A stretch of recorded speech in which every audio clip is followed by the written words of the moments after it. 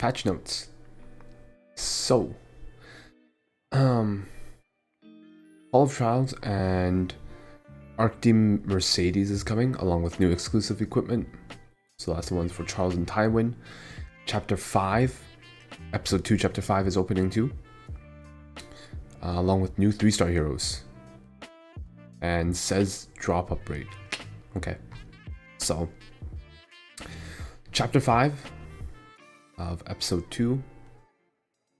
North Fortress City Perland is opening up. 6 quests. And let me see, I want to see this one. So we're getting the chess piece. Okay, we're getting a chess piece from this. Level 71 attack set chess piece. Oh, it doesn't show us the stats this time. Okay. Normally it shows us like the stats of the chess piece, so it's kind of what I want to see. We do get another Breath of Orbis though, which is nice. Alright. New 5-star heroes. Or sorry, new 3-star heroes. 5 new 3-star heroes. Jesus Christ. Okay, so 3-star heroes. Hatan, Lena, and Ainz can be summoned in drop-up rate. And 3-star hero Eaton and 3-star hero Batiste are in the Moonlight. So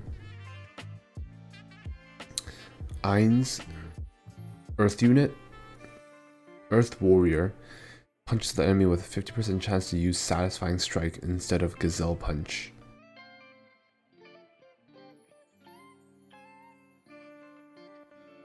Okay. Satisfying Strike, a successful attack always results in a critical hit. Okay. When attacked has a 40% max 50% chance to counterattack. Punches the enemy with an 85% max 100% chance to stun for 1 turn. For 2 turns. The skill 3 is not that good.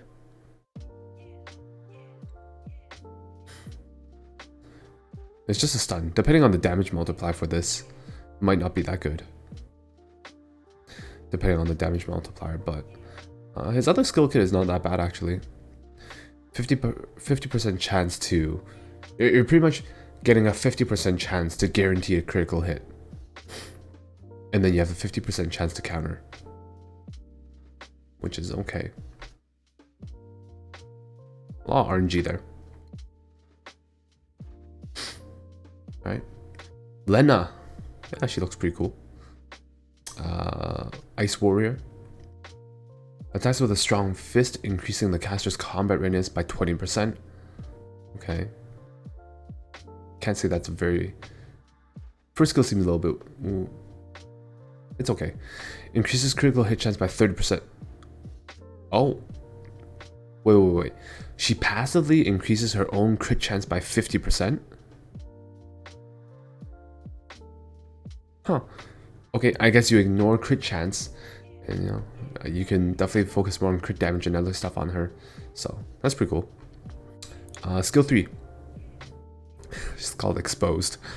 Attacks all enemies with a powerful storm, decreasing combat readiness by 20% before increasing attack of the caster for 2 turns. Damage dealt increases proportional to the amount of the enemy's lost health.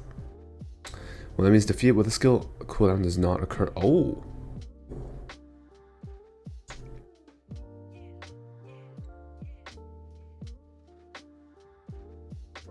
That's interesting. Her skill 3 actually does quite a bit.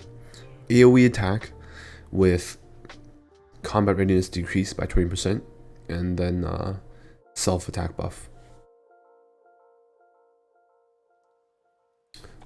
And then if you defeat them, cooldown doesn't happen. That's interesting, actually. I'm very curious what the soul burn is. I realize this doesn't tell us what the soul burn is for the characters.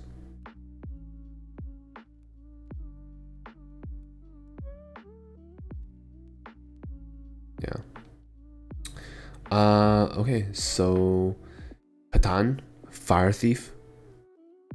Skill 1, smashes the enemy with her knee with a 50% max 80% chance to decrease hit chance for 1 turn. Okay. Damage dealt increases proportional to the caster's speed.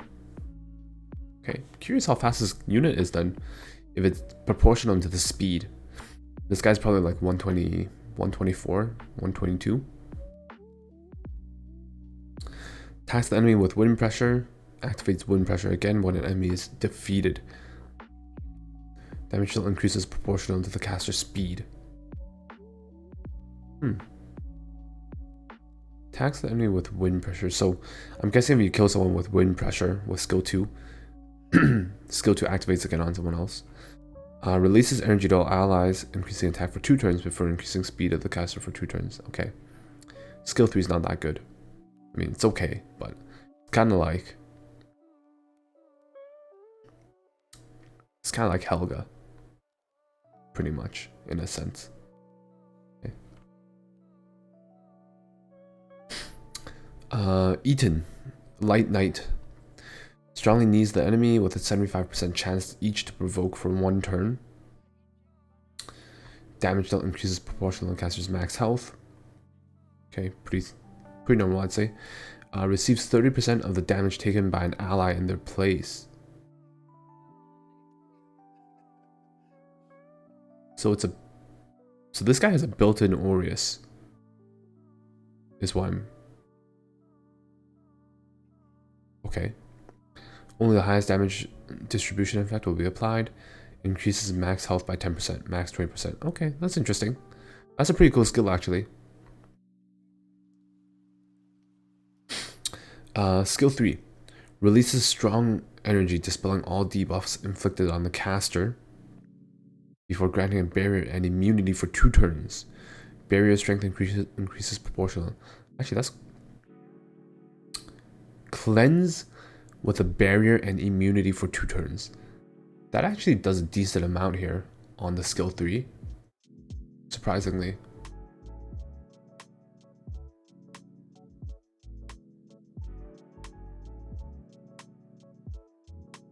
Eaton actually looks decent.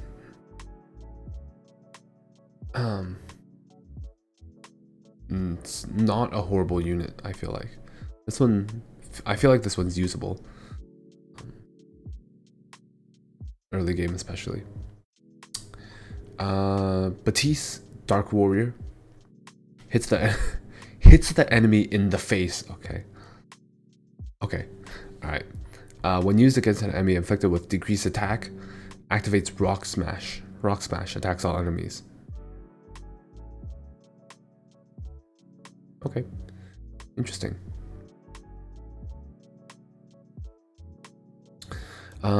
At the start of the turn, has an 85 max 100% chance to decrease attack of the enemy with the highest combat readiness for 2 turns.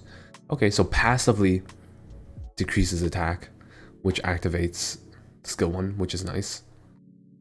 So kind of passively does it for you. Skill 3. Attacks the enemy with blindingly fast speed. When used against enemy with decreased attack, decreases defense for 2 turns. Now,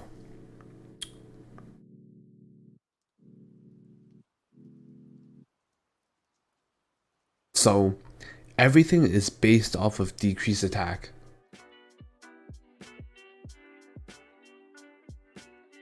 That's interesting.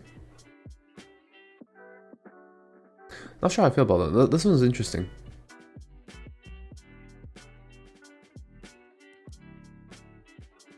I'm curious what the soul burn. I'm very curious about what the soul burn is for each unit, because they don't tell us the soul burn, which might make them a lot stronger, depending on what kind of soul burn it is. Alright. Hall of Trials official opening. I guess it was like the preseason before. So Archdemon Mercedes is coming out.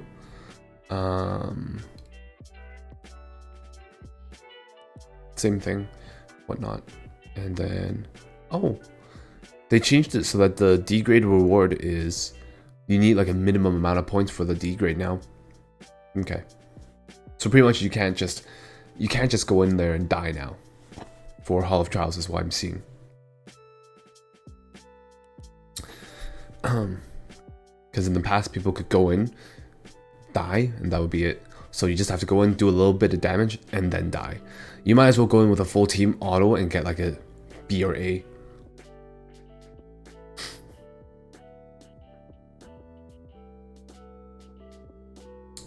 I'm not gonna go over the advantages, disadvantages.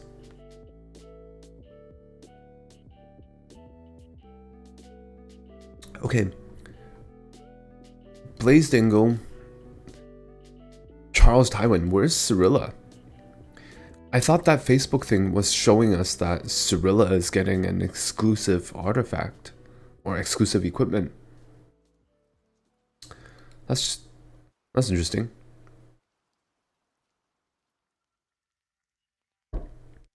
I thought she'd be getting that. Okay, so let's take a look at these. Blaze Dingo. Hellfire is what it's called. Defense 7% to 14%. Defense, okay, it's not bad. So punishment. When a critical hit is made with punishment, dispels 1 debuff inflicted on caster and the ally with the lowest health. Oh, actually, that's not that bad. Every time you auto, every time you you dispel 1 debuff from yourself and 1 debuff from the ally with the lowest health. That's actually pretty good. Divine Punishment.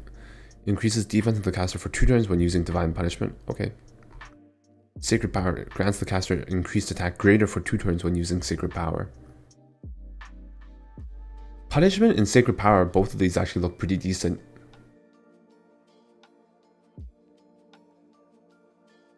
These two actually seem decent in my opinion. Punishment probably the preferred one for the dispels. But skill 3 is actually, I feel like skill 3 can be decent because Blaze Dingo actually hits pretty hard by himself. So giving yourself a greater attack buff is not that bad actually. Alright, Charles, Justice's Mask.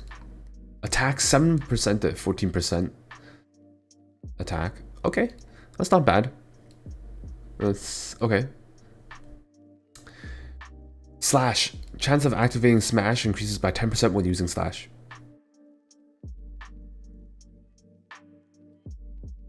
Okay. Probably going to be... Okay, probably going to be using this one, to be honest. The other one is chance of decreasing attack increases by 15%, and damage dealt increases by 10% when using Slash. This one's okay too. I probably prefer the 10% extra chance of activating Smash over the other one, but and then skill 3 dispels all debuffs inflicted on the caster after using Faithful Strike. This one's situational. This one's okay. Probably use... I think most people are going to be using the one where you're increasing the Smash... Sorry, increasing the chance to activate Smash by 10%, generally.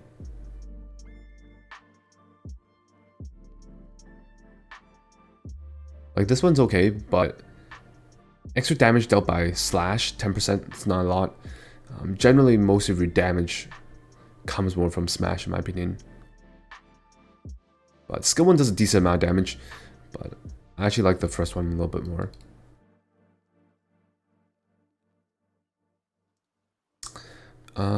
Tywin, Hysteria, health 7% to 14%. Okay, that's pretty good too.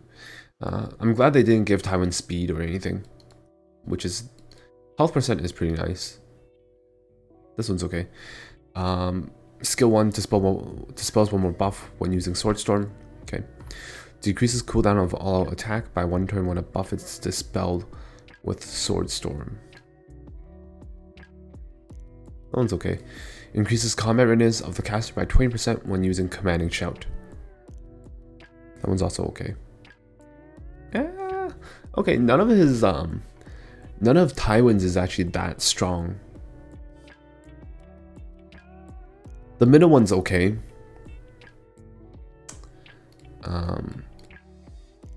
Honestly, I probably use Commanding Shout the most.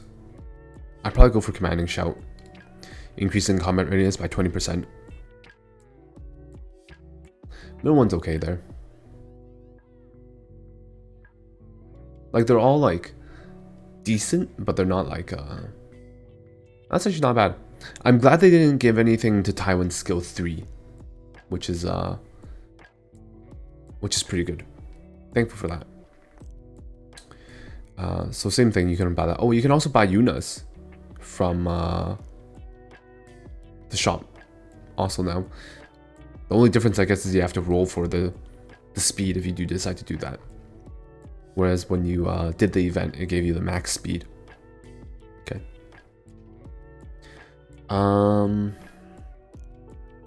No functional changes. So text improvements, gonna ignore that. Says dropout rate, this is a pretty big bait. Honestly, like, almost no one is gonna be pulling for Says unless they're completing their... The only people that pull for Says are the people completing their Pokedex. Oh, they're changing Cirilla. Okay. So seduction. Attacks with a flame seduction, 35% chance to decrease defense for 2 turns. And then it ends up being 50%. Yeah, that's okay. Okay. Swallows the enemy in the flame of Chatty, the magic lantern, with an 85% chance to inflict 2 burn effects. Okay, so percentage chance went up. So they kind of buffed her a bit. Okay. Issue where the counterattack chance for the 4-star hero Purga's skill get lost was now improved after the skill enhance will be fixed. Oh. Interesting. Issue where awakened before description for the 3-star hero Gunther incorrectly lists bleed as an effect will be fixed. Issue that caused the 5-star hero Seaside Bellona and the supporters share the damage received when Seaside Bellona is placed in front row will be fixed. Issue where the skill description stuns probability for Wandering Punisher skill. Light emissions was not applied correctly at stage 4-S5. Don't know about that one. Don't know what that is. That's okay.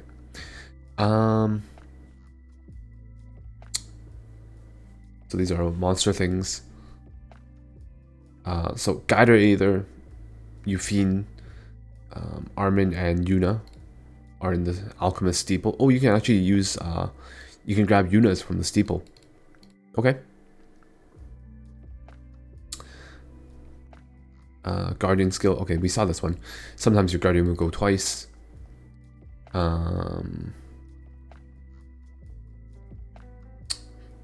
Battle changes. Skill enhancements. Artifacts.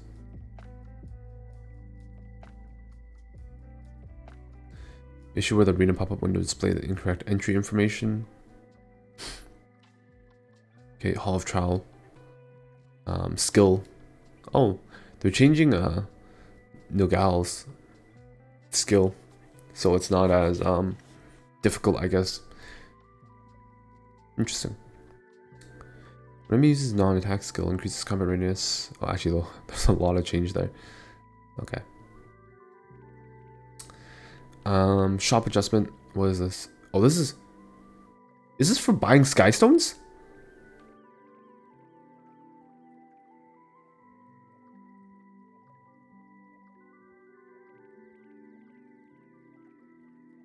Buy Skystones directly.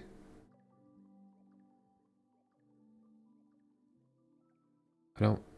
Not to mention, 3,000 plus 8, bonus 800 to 3,100 plus 700 bonus. This last one literally has no change. This is... Okay. This one has no change. This one has no change. This one has no change. This one has no change. Only this one has a change. I'm confused. I don't know why that was necessary. Anyways, oh, the Automaton Tower will be compensation is coming. So the people in, I think, like Asia servers that had that issue will be getting their compensation there. Line breaks, it's fine. Text, okay, that's fine. Fine. Okay.